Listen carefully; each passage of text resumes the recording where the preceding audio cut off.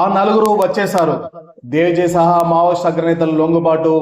DGP సమక్షంలో జనజీవన స్రవంతిలోకి Maoist party కీలక నేతలు. చరిత్రలో కీలక పరిణామం చోటు చేసుకుంది. ఇక పోలిట్ బ్యూరోలో మిగిలింది ఒక్కరే. లొంగిపోయిన నలుగురిది ఆర్ఎస్యు నేపథ్యమే. డీజీపీ శివధరెడ్డి సమక్షంలో లొంగిపోయిన మావోయిస్టు నాయకులు దామోదర్ రెడ్డి, రాజురెడ్డి, దేవ్జీ, గంగన్న. మావోయిస్ట్ పార్టీ చరిత్రలో అత్యంత కీలకం లొంగుబాటు. మునుపెన్నడూ లేని రీతిలో ఒకేసారి నలుగురు అగ్రనేతలు జనజీవన స్రవంతిలో కలిశారు. పార్టీ అత్యున్నత నిర్ణాయక కమిటీ అయిన పోలిట్ బ్యూరో సభ్యుడు తిప్పిరి తిరుపతి ఎలియాస్ దేవ్జీ ఎలియాస్ కుమ్ము దాదా మరియు కేంద్ర కమిటీ సభ్యుడు మల్లా రాజరెడ్డి ఎలియాస్ సంగ్రామ్, తెలంగాణ రాష్ట్ర కమిటీ కార్యదర్శి బడే చుక్కారావు ఎలియాస్ దామోదర్, రాష్ట్ర కమిటీ సభ్యుడు నూనె నరసింహారెడ్డి ఎలియాస్ గంగన్న మంగళవారం డీజీపీ శివధర్ రెడ్డి సమక్షంలో లొంగిపోయారు. దేవ్జీ సంగ్రామ్లకు 25 లక్షల చొప్పున రివార్డు ఇచ్చారు. మిగిలిన ఇద్దరికి 20 లక్షల చొప్పున పునరావాసం కింద చెక్కులను అందజేశారు. దేవ్జీది 44 ఏళ్ల సుదీర్ఘ ప్రస్థానం. రాజరెడ్డి 46 ఏళ్లు, దామోదర్ 28 ఏళ్లు, గంగన్న 36 ఏళ్లు పార్టీతో కొనసాగించిన అనుబంధం ఇది. ఈ లొంగుబాటుతో ఈ అనుబంధం ముగిసిందని చెప్పొచ్చు. ఈ సందర్భంగా ఎలాంటి ఆయుధాలను ప్రదర్శించకపోవడం గమనార్హం. పార్టీలో ప్రస్తుతం ఒకే ఒక పోలిట్ బ్యూరో సభ్యుడు మిసిర్ బెస్రా ఎలియాస్ సునీల్ మాల్ మాత్రమే మిగిలారు. తెలంగాణ నుంచి అజ్ఞాతంలో ఉన్నారు 11 మంది మాత్రమే. తాజా లొంగుబాటు మావోయిస్టులపై లభించిన ప్రధాన విజయమని తెలంగాణ పోలీసులు ప్రకటించారు. దీంతో మావోయిస్ట్ పార్టీ శకం చివరి దశకు చేరినట్లేనని అభిప్రాయాలు వ్యక్తమవుతున్నాయి. పార్టీకి ఏడాది కాలంగా సారథ్యం కరువైందని తెలిపింది. గత ఏడాది పార్టీ చీఫ్ బసవరాజ్ మృతి చెందిన అనంతరం దేవ్జీ చీఫ్ గా వ్యవహరించారనే ప్రచారం జరిగినా అది వాస్తవం కాదని డీజీపీ వెల్లడించారు. జగిత్యాల జైత్రయాత్ర ప్రభావంతో జగిత్యాల జిల్లా కోర్టులకు చెందిన తిరుపతి ఇంటర్ చదువుతున్నప్పుడే రాడికల్ స్టూడెంట్స్ యూనియన్లో చేరి టౌన్ అధ్యక్షుడిగా పనిచేశారు. 1978లో నాటి జైత్యాల జైత్రయాత్ర ప్రభావంతో 1982లో పీపుల్స్ వార్లో చేరారు. పార్టీ అగ్రనేత గణపతి సూచనల మేరకు రాజురెడ్డితో కలిసి దండకారణ్యానికి వెళ్లారు. 1984-87లో గడ్చిరోలి జిల్లా సిరోంచ దళానికి, 1987-89లో పెరిమలు దళానికి కమాండర్గా పనిచేశారు. 89లో గడ్చిరోలి డివిజన్లోని కమిటీ సభ్యుడిగా ఎన్నికయ్యారు. 1991లో పెరిమిలి దళ సభ్యురాలు ఆర్కే జైనీ అలియాస్ సృజనను వివాహం చేసుకున్నారు. 1993లో ఉత్తర గడ్చిరోలి సబ్ డివిజన్ కార్యదర్శిగా, 95లో స్పెషల్ జోనల్ కమిటీ సభ్యుడిగా ఎన్నికయ్యారు. 2001లో కేంద్ర కమిటీ సభ్యుడిగా నియమితులయ్యారు. అప్పటి నుంచి కీలకమైన సెంట్రల్ మిలిటరీ కమిషన్ సభ్యుడిగా కొనసాగారు. 2017లో పోలిట్ సభ్యుడిగా ఎన్నికయ్యారు. ప్రస్తుతం మావోయిస్ట్ పార్టీ కేంద్ర కమిటీ కార్యదర్శిగా ఎన్నిక కాబోతున్న తరుణంలోనే అప్పటి వరకు కేంద్ర కమిటీ సభ్యుల మీటింగ్ జరగలేదని డీజీపీ వెల్లడించారు. ఇక మరొక మావోయిస్ట్ నేతది పెద్దపల్లి జిల్లా మంత్రి మండలం శాస్త్రపల్లికి చెందిన రాజరెడ్డి మల్లా రాజరెడ్డి 1974లో ఆర్ఎస్సీలో చేరారు. 76లో కోరుట్ల జగిత్యాల ప్రాంతాల్లో నమోదైన కేసులో అరెస్ట్ అయి ఏడాది తర్వాత విడుదలయ్యారు. 1980లో పీపుల్స్ వార్లో చేరగా 1982లో భార్య రత్నమ్మ కూడా ఉద్యమ బాట పట్టారు. రాజరెడ్డి గడ్చిరోలి డివిజన్ కమిటీ సభ్యుడిగా కార్యదర్శిగా పనిచేసి 1987లో దండకారణ్య కమిటీ తొలి కార్యదర్శిగా నియమితులయ్యారు. ఒక కేసులో అరెస్ట్ అయి 1988 ఆగస్టులో ఆదిలాబాద్ సబ్ జైలు నుంచి పారిపోయి అడవి బాట పట్టారు. 1990లో కేంద్ర కమిటీ సభ్యుడిగా నియమితులయ్యారు.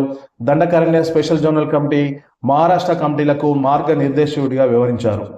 2001లో మహారాష్ట్ర, కర్ణాటక, తమిళనాడు, కేరళతో కూడిన సౌత్ వెస్ట్ రీజనల్ బ్యూరోకు ఇన్ఛార్జ్ అయ్యారు. 2007లో పోలిట్ బ్యూరో సభ్యుడిగా నియమితయ్యారు. ఆ తర్వాత పరిణామంలో కేరళలో అరెస్ట్ అయ్యారు.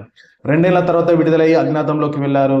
2020 నుంచి డిఎస్కే జైల్లో ఇన్ఛార్జిగా కొనసాగారు. ఇక మరొక దామోదర్ ములుగు జిల్లా తాడ్వాయి మండలం కాలువపాలకు చెందిన దామోదర్ 1996లో రాయనిగూడెంలో 10వ తరగతి చదువుతున్న సమయంలో ఆర్ఎస్సీలో చేరారు. 2 ఏళ్ల అనంతరం సమీప బంధువు బడే నాగేశ్వరరావు ప్రోద్బలంతో పీపుల్స్ వార్లో చేరి ఏటూరు నాగారం మహాదేవ్పూర్ దళ సభ్యుడిగా పనిచేశారు. 2000 సంవత్సరంలో ఏటూరు నాగారం దళ డిప్యూటీ కమాండర్గా, 2001లో కొత్తగూడ పాల్వంచ ఏరియా కమిటీ కమాండర్గా, 2005లో ఏటూరు నాగారం మహాదేవ్పూర్ కమిటీ కార్యదర్శిగా నియమితులయ్యారు. 2006లో ఖమ్మం, కరీంనగర్, వరంగల్ కమిటీ సభ్యుడిగా, తర్వాత కార్యదర్శిగా పనిచేశారు.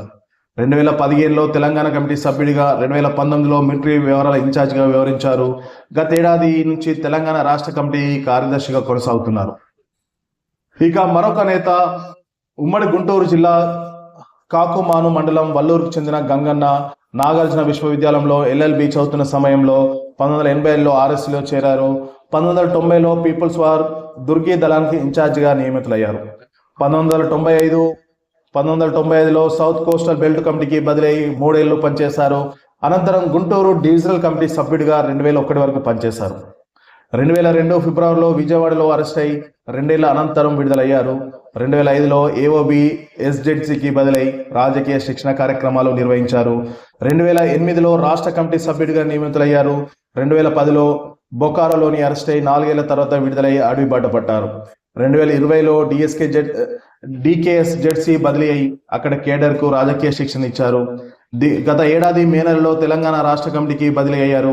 ఈ కార్యక్రమంలో శాంతి భద్రతా విభాగం అదనపు DGP Mahesh Bhagwat, intelligence chief Vijay Kumar, SIB chief Sumathi, operations అదనపు DGP Anil Kumar, greyhounds SP Raghavender Reddy పాల్గొన్నారు. అయితే డీజీపీ ఈ సందర్భంగా సంచలన వ్యాఖ్యలు చేశారు. పార్టీ ఇక్కడే పుట్టి ఇక్కడే అంతమైనట్లుందంటూ వ్యాఖ్యలు చేశారు. 1993 నుంచి ఇప్పటి వరకు తెలంగాణకు చెందిన 5,865 మంది మావోయిస్టులు లొంగిపోయారు. లొంగిపోయిన వారికి ఎలాంటి ప్రాణభయం లేదు, అవసరమైతే మా ప్రాణాలు అడ్డు వేస్తామంటూ డీజీపీ వెల్లడించారు. దేవ్జీ మావోయిస్టు ప్రధాన కార్యదర్శిగా ఇంకా నియమితులు కాలేదని, ఒకవేళ కేంద్ర కమిటీ సమావేశం ఉంటే ఆయన నియమితులు అయ్యే అవకాశం ఉండేది. తెలంగాణలో పుట్టిన మావోయిస్ట్ పార్టీ ఇక్కడే అందమైనట్లు కనిపిస్తుందని, కీలకమైన నలుగురు లొంగిపోవడమే అందుకు కారణమని, ఆ పార్టీ గతంలో చాలా సార్లు ఒడిదొడుకులు ఎదుర్కొని పుంజుకున్న ఈసారి అవకాశాలు లేవు. గణపతి ఎక్కడో పట్టణ ప్రాంతంలో ఉన్నట్లు సమాచారం అందుతుంది అని ఆయన లొంగుబాటు కూడా ప్రయత్నిస్తామని డీజీపీ వెల్లడించారు. మరి తెలంగాణలో చివరిసారిగా 2019లో రిక్రూట్మెంట్ అయిపోయాయి. అజ్ఞాతంలో ఉన్న 11 మంది తెలంగాణ మావోయిస్టుల్లో ముప్పిడి సాంబయ్య మాత్రమే క్రియాశీలకంగా ఉన్నారనేసి డీజీపీ వెల్లడించారు.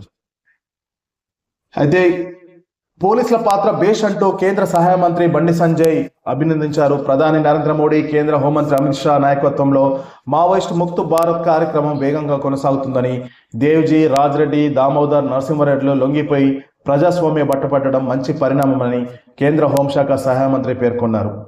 ఆపరేషన్ కగార్ కోసం తెలంగాణ పోలీసులు బాగా పనిచేస్తున్నారని డీజీపీ శివజారెడ్డి, ఐజీ సుమతులను బండి సంజయ్ ప్రశంసించారు. ఇక లొంగిపోయిన మావోయిస్టు అగ్రనేత అయిన దేవ్జీ అనారోగ్య కారణాల వల్ల రహస్య జీవితాన్ని బదిలీ బహిరంగ జీవితంలోకి వచ్చానే తప్ప వ్యక్తిగతంగా జీవితం కొనసాగించేందుకు మాత్రం రాలేదని, ప్రజా సమస్యలపై చట్టబద్ధంగా పనిచేయాలని నిర్ణయించుకున్నా. ఇక ముందు నా రాజకీయ జీవితాన్ని కొనసాగించాలనుకుంటున్నా. దశాబ్దాల తరబడి నమ్మిన సిద్ధాంతాల మేరకు ముందుకు సాగుతాం. ఇప్పుడున్న పరిస్థితుల్లో మీడియా అడిగే ప్రశ్నలకు సమయభావంలో సమాధానం ఇవ్వలేదని, వీలైనంత త్వరగా పూర్తి వివరాలు వెల్లడిస్తానని దేవ్జీ వెల్లడించారు.